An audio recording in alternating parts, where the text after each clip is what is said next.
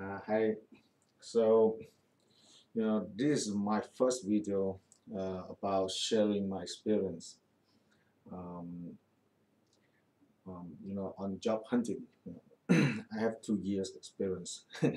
So, finally I got a permanent position, and since many people helped me during that process. And, I remember my time, it was very difficult. That's why I decide to make this video to share with you, and I hope that my experience would help you, in job hunting. um, uh, and in the first video, I would like to talk about things to do before you decide to apply for an academic job. In any academic job, there are three requirements. Let's talk about requirements, and then we'll see how to prepare to that. The first requirement is teaching, right? It's always because that is academic job. The second requirement is research, and the last one is service. Service, that is what we need, right, to become, a teacher. So teaching, research, and service. And we need to build our CV somehow so that we have a good teaching record, we have good research record, and then we have very good service record. Okay, so now let's talk about each of them, and then how to make those better, how to improve them. Of course, about teaching. So if you are a PhD students, or you are a postdoc, or you are a visiting scholar, so probably you need to teach 1, 2, 3, 4 courses, right, per year. It depends on where you are now. uh, when you apply for a job, most of universities will ask teaching evaluation for the last year, or for the last 2 years. So that's why we have to build up the teaching record very well. So usually teaching record, teaching evaluation, student teaching evaluation, they give you evaluation after each semester. um, so try to get a very good teaching evaluation. Actually, that is very sometimes that is very difficult, and it depends on the person, right? It depends on you how you teach that. But in my opinion, teaching record is one thing. That is not the most important, because along teaching, when you need to write cover letter, or even when they call you to interviews, right? You have to show them that actually you are a good teacher. Good teacher. Uh, so one thing is you get a good evaluation. Another thing is,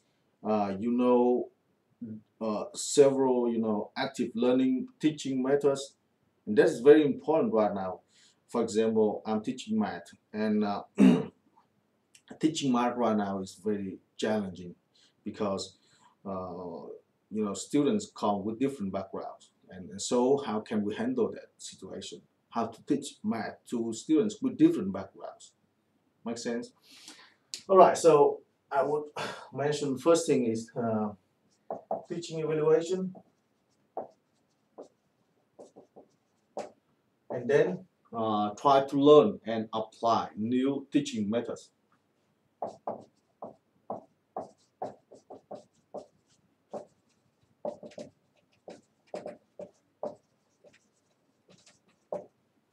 Why is that important? For example, I remember I have several interviews, last year, and then on interviews, I talk about how I learn active learning methods. For example, inquiry-based learning, or my knowledge about project-based learning or research-based learning, and how I did apply those methods in my classes. Actually, we need to do that. Otherwise, when you talk about it, just theoretically, and people who, we are new, so all members in the committee, they are old enough in teaching, so they have much experience, more experience than us. So we don't have to lie them. There's no way to lie them. So you have to learn. You have to lie those methods in practice. You have practice, and then you talk about it to be confident with that. Make sense? um, Secondly, let's talk about research, right? So yes, of course, some people, write papers really fast. They publish a lot of papers, and but most of fresh PhD students do not have many papers.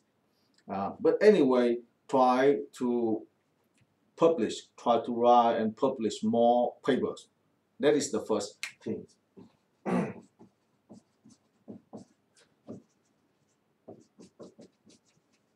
More papers, right?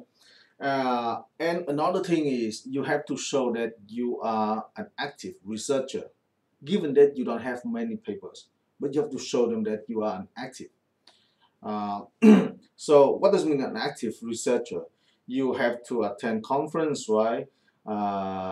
Maybe you have to give talks on seminar, departmental seminar, or you have to, just communicate with other people in different areas so that, somehow, in order to collaborate with them. And the main purpose is to have more papers published. Make sense? So that that is not not easy, but that is not nothing impossible. That is impossible. That is possible. Everything is possible. Okay. The third part, that is services. I think most of people do not pay attention on this, but actually that is important in my opinion. So what does mean services? Means you show a record that you were helpful to other people in the department or at the institution you are working right now or you are studying right now. So try to be helpful, right? And try to talk about it. That is very important because when people want to hire you, what does it mean? They hire you for a permanent job, for a permanent position. That some people say that is some kind of marriage, because you have to work with them, or they have to work with you, not only for 1 or 2 years, for at least 5, 6 years, right? And even for the whole life. So that means they have to see that when they look at you, they have to see that actually this guy is nice and helpful. But you cannot just be nice and helpful just in moments, right? You have to be nice and helpful in the whole period, and maybe that's what you need, right? So to be helpful, show that you have a very good record in services, given that you are a PhD student. I will tell you how to do that. Before being here, I was a visiting scholar at one university in Alabama, and then at Auburn University. Let's say that I don't keep that in secret. When every year, department organize some science Olympiad for high school students, and I try to be involved in those activities, in organizing activities, something like that. And actually, that is very good when you talk about it in your cover letter and in your CV. People will see, oh, this guy is good, he's nice, he's helpful, and he's ready to help people. That is very important, to be a colleague. Or if you are a visiting scholar or visiting assistant professor, try to be involved in departmental seminar activities. So I was organizing seminars, and then um, give talk on seminars. Those things, of course, take a little time from you, but you cannot imagine what value they will bring to you when you apply for a job. Okay, so to be helpful, to be involved in any most of, or let's say most of, to be involved. All right.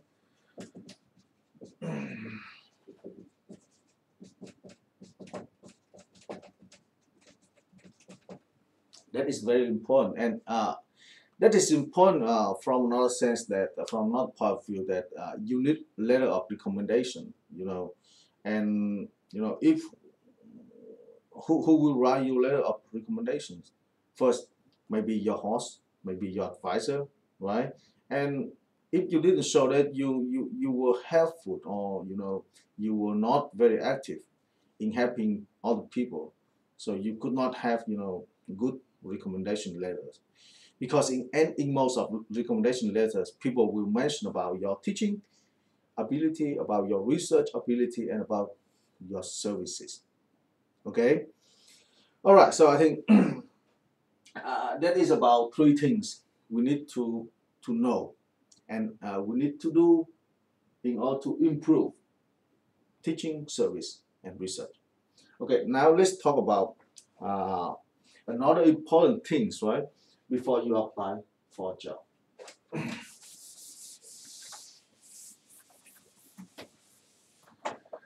So I learned this sentence several years ago. You know, one Japanese mathematician told me that sentence. That is meant to be known.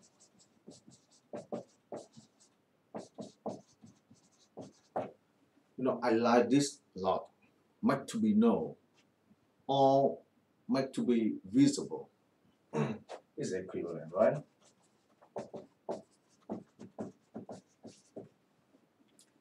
Meant to be visible. So what does it mean? That means you just cannot go to the street and say, "Oh, I'm here, I'm here."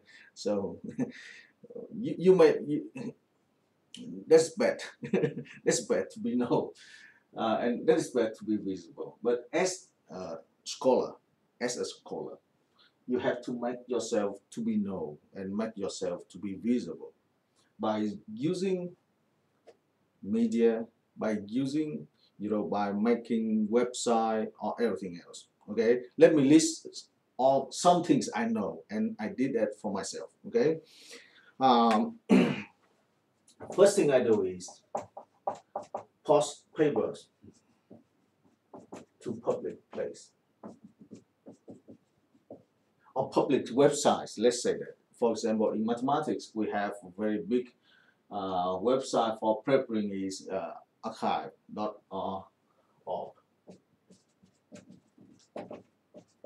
right? And I think this is not only for mathematics use, but for many things. And second thing is you have to create Google Scholar profile. You know, not many people did that. Not many people did that. That's surprising. Uh, you can see most of people, but not many people, because that is very important. Uh, I guess when people study you, right? When people study your application packet, they would Google your name. Makes sense? They Google your name. They say, oh, maybe, and they didn't find anything. Google Scholar, no. ResearchGate, no.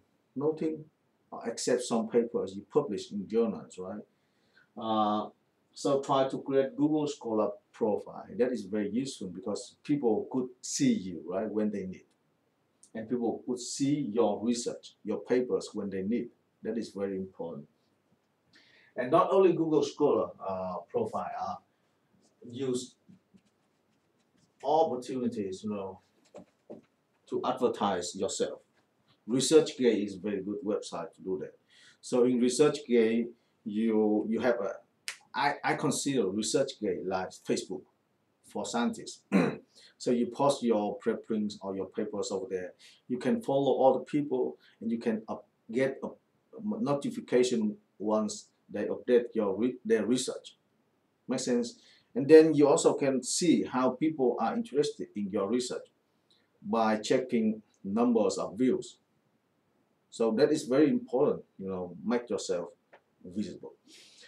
ResearchGate, Google Scholar, Archive, and what else? Along with this, you need to have a website, a personal website.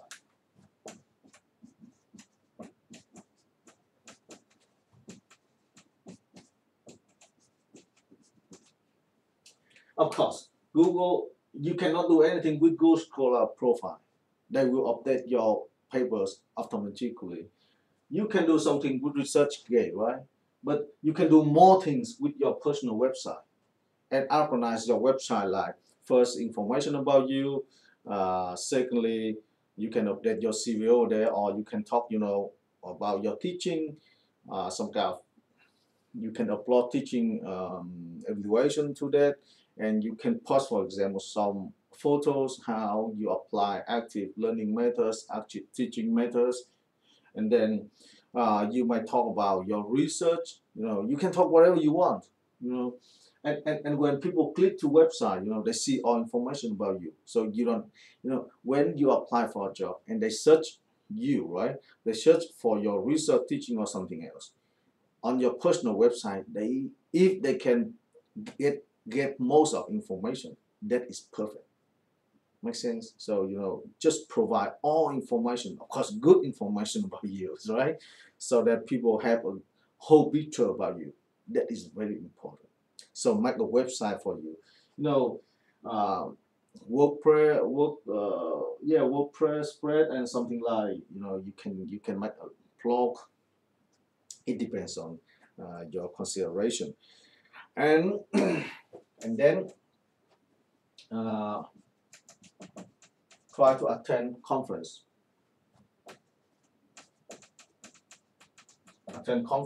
and give talks there, right? As much as possible, because conferences are very good place to make new friends, to